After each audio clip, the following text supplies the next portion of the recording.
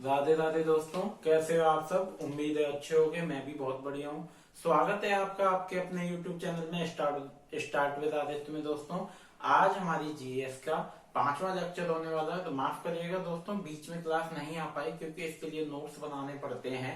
स्वयं वो नोट्स बनाने में समय लगता है और मैं नहीं चाहता कि आपको सिर्फ कहीं से कॉपी करके कुछ दे दिया जाए, तो इसलिए नोट्स बनाने में समय लगता है। दोस्तों, दिवाली का त्योहार हो चुका है, कल भाई दूज है तो और आज गोवर्धन पूजा है। तो हम इस बारे में थोड़ा बाद में बात करेंगे। सबसे पहले हम आज बात करने वाले हैं कि आज हम क्या टॉपिक कवर करने वाले हैं। आज हम 1861 का भारत परिषद अधिनियम के बारे में पढ़ेंगे। पिछली क्लास में हमने कवर किया था 1858 के भारत अधिनियम को पढ़ा था, और हमने जो पढ़ा था वो रानी का जो आदेश आया था, जो बैठक उन्होंने की थी, जो मीटिंग करवाई थी और जो आदेश जारी किए थे, उनको पढ़ा था। तो वहां से आके आज हम यहाँ इस टॉपिक पे आएंगे। दोस्तों, मैंने बोर्ड पे पहले से लिख के रखा है ताकि समय बच सके और कोई मतलब नहीं है। हाँ दोस्तों, आज से मैं YouTube शॉर्ट्स पे अपने हैंड रिटन नोट्स भी आपके साथ शेयर कर दिया करूंगा ताकि आप उनसे बहुत कम समय में लाभ उठा सके अगर आपको बोर्ड पे नहीं दिखता है। चलिए, कोई बात नहीं। तो दोस्तों सबसे पहले टॉपिक को शुरू करते हैं। आइए बोर्ड की ओर चलते हैं। तो हमारा जो आज लेक्चर 5 है, अगर आप दोस्तों किसी भी जॉब की तैयारी कर रहे हो, यूपीएसआई या कोई भी आपका जॉब है, आरओ एरो, आपको जीएस जिसमें आपके लिए आती है, तो उसके लिए ये जीएस आपके लिए काम आएगी। 1861 का भारत सरकार अधिनियम। तो सबसे पहले हम जानते हैं कि वाइस रॉय में पहली बार 3 भारतीयों, तो माफ करिएगा दोस्तों, 3 भारतीयों को कार्यकारी परिषद के अतिरिक्त मनोनीत किया गया या नियुक्त किया गया। 3 ऐसे लोग थे जिनको मनोनीत किया गया कार्यकारी परिषद के अतिरिक्त, 3 लोग। तो वो 3 लोग कौन थे वो मैं आपको बता देता हूं। देखिए, मैं नीचे यहां लिख देता हूं दोस्तों। वो 3 लोग थे। पहले थे आपके बनारस के राजा, बनारस के राजा। दूसरे थे दोस्तों आपके पटियाला के महाराजा। दोस्तों ये याद रखिएगा। और दोस्तों तीसरे थे आपके ग्वालियर के दीवान। ये दोस्तों बीच में पेट नहीं फटा है, ग्वालियर के दीवान। यहां तक चीजें कवर हुई। आपके 3 लोग थे। अब वो थे कौन? उस टाइम बनारस के राजा जो थे वो थे आपके देवनारायण सिंह।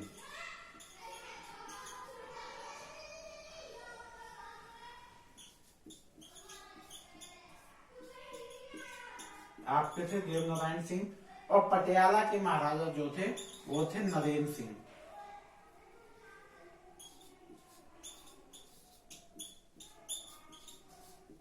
और दोस्तों जो दीवान थे ग्वालियर के वो थे सर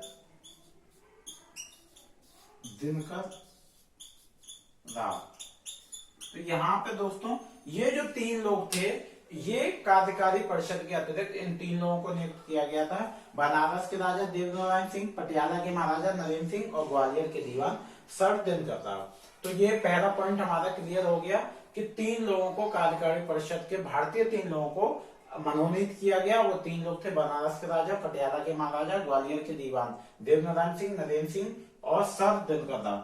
तो दोस्तों यहां तक मुझे लग रहा है कि आपको ये चीजें यहां तक समझ आ गई होंगी। चलिए अगले पॉइंट पे चलते हैं। अगला पॉइंट है, पहली बार ब्रिटिश पार्लियामेंट में वाइस रॉय को आपातकालीन परिस्थितियों में अध्यादेश जारी करने की शक्ति प्रदान की गई या शक्ति मिली। पहली बार ऐसा हुआ। ठीक है, क्या था पॉइंट वो समझिए कि ब्रिटिश पार्लियामेंट में वाइस रॉय आपातकालीन स्थिति में पहली बार कब वो अध्यादेश जारी करने की शक्ति मिली थी? 1861 में। और दोस्तों इससे एक और चीज प्रेरित होके आई है, जो आपका अभी का संविधान है 1861 से वो प्रेरित हुआ था। तो इसी बात से आपातकालीन परिस्थिति में अध्यादेश जारी करने की शक्ति मिली, प्रदान की गई। इसी से प्रेरित होके एक आपका जो बना है वो ये है अनुच्छेद 123 दोस्तों। अब इससे प्रेरित होके बना है। अब अनुच्छेद 123 है क्या?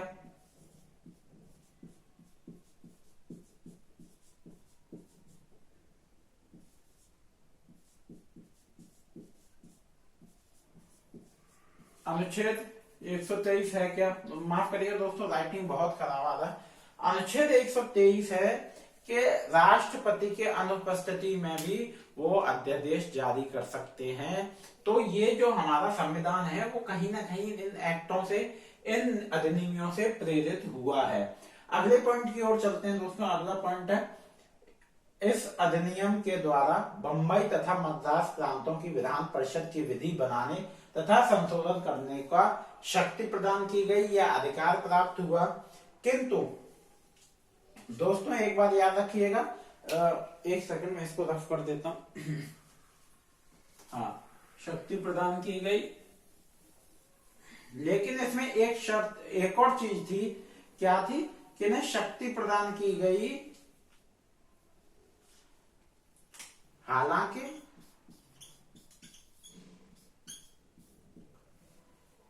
वायसरॉय की अनुमति जरूरी थी।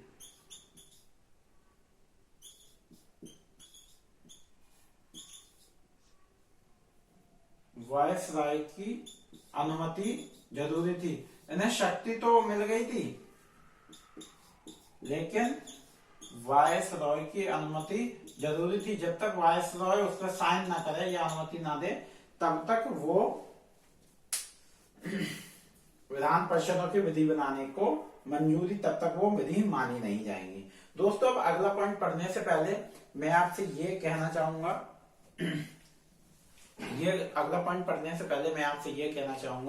कि दोस्तों भाई दूज का त्योहार आ रहा है। जो हमारे पुराने जितने भी प्राचीन टाइम से त्योहार चले आ रहे हैं, उनका कोई ना कोई मतलब होता है। जैसे कि आप जानिए कि भाई दूज क्यों मनाए जाते हैं। जो बहन भाइयों में बड़े हो जाते हैं, बातचीत नहीं होती है, कोई भी नोक झोंक हो जाती है, तो उन त्योहारों, ये जो त्योहार आते हैं भारतीय संस्कृति में और हिंदू रीति रिवाज में, हिंदू धर्म में, तो क्या है, ये त्योहार हमें आपस में लाते हैं, एकजुट हो जाते हैं। तो जिन बहन भाइयों में अगर कोई नोकझोंक है और बातचीत नहीं होती, तो इन त्योहारों के जरिए होती है। तो मैं आपसे यही रिक्वेस्ट करूंगा कि आप जहां भी हो, कहीं भी हो, इस ब्रह्मांड के या इस धरती के किसी भी कोने पे हो, तो भाई दूज के त्योहार अपने भाई बहन एक साथ जरूर मनाएं। अपनी बहनों के पास जाइए। मैं सभी भाइयों से निवेदन करना चाहूंगा कि अपनी बहनों के पास जाइए, इस त्योहार को बड़ी धूमधाम से मनाइए। या आप बहुत दूर हो, आने में असमर्थ हो, तो आजकल टेक्नोलॉजी का यूज करके इस त्योहार को मनाइए। तो उम्मीद है कि आप समझे होंगे और भाई दूज के इस त्योहार को बड़े हर्ष और उल्लास के साथ मनाएंगे। चलिए हम चलते हैं अपनी क्लास की ओर। तो अगला पॉइंट है, कार्यकारी परिषद सदस्य संख्या 4 से 5 कर दी गई। ठीक है, कार्यकारी सदस्य संख्या 4 से 5 कर दी गई। तो दोस्तों यहाँ पे कुछ पॉइंट है। जो आपका पांचवा सदस्य वो विधि विशेषज्ञ था।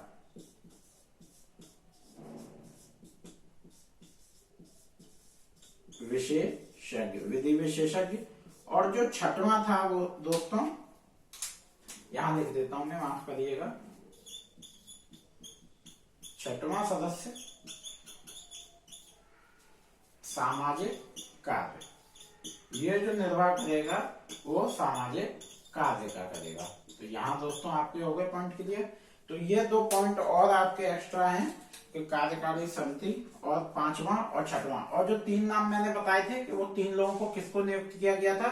हाँ दोस्तों, एक और चीज इसमें जो ऐड हुई थी, जो मुख्य बात थी, मैं इरेज करके लिख देता हूं। जो इसमें मुख्य बात एक और ऐड हुई थी, लगभग सारे लोगों ने लिख लिया होगा, तो मैं देख लिया होगा, तो मैं यहाँ पे इरेज करके लिख देता हूं।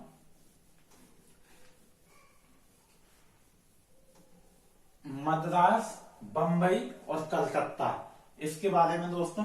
तो जो मुख्य बात थी वो ये है, आपका बंबई, मद्रास और कलकत्ता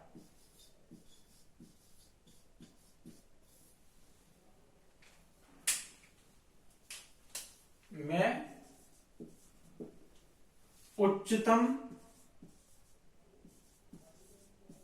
न्यायालय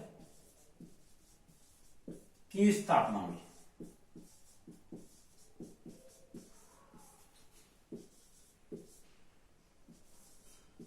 तो आप समझ गए दोस्तों, ये आपके यहाँ पे बम्बई, मद्रास और कलकत्ता में उच्च न्यायालय की स्थापना हुई। तो ये आपके यहाँ पे ये इस पॉइंट है, आप इसको ध्यान रखिएगा और इस पर थोड़ा ध्यान से पढ़िएगा, ये आपको पॉइंट्स याद हैं। तो ये था आपका 1861 का भारत सरकार का अधिनियम। अगली क्लास हम करेंगे, उसमें भी आपका एक अधिनियम कराएंगे और लगभग 2 क्लास में और आपका अधिनियम खत्म हो जाएंगे। तो उसके बाद हम नया टॉपिक स्टार्ट करेंगे।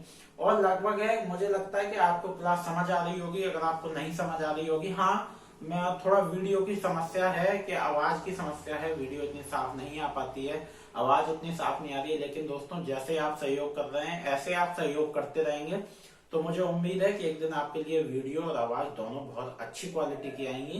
तो ये था हमारा क्लास 1861। और दोस्तों अगर आप चैनल पर नए हो तो चैनल को सब्सक्राइब कर लो, साथ में बेल आइकन दबा दो और वीडियो को दोस्तों पूरा देखा करो ताकि आप इससे कुछ ना कुछ लाभ उठा सके।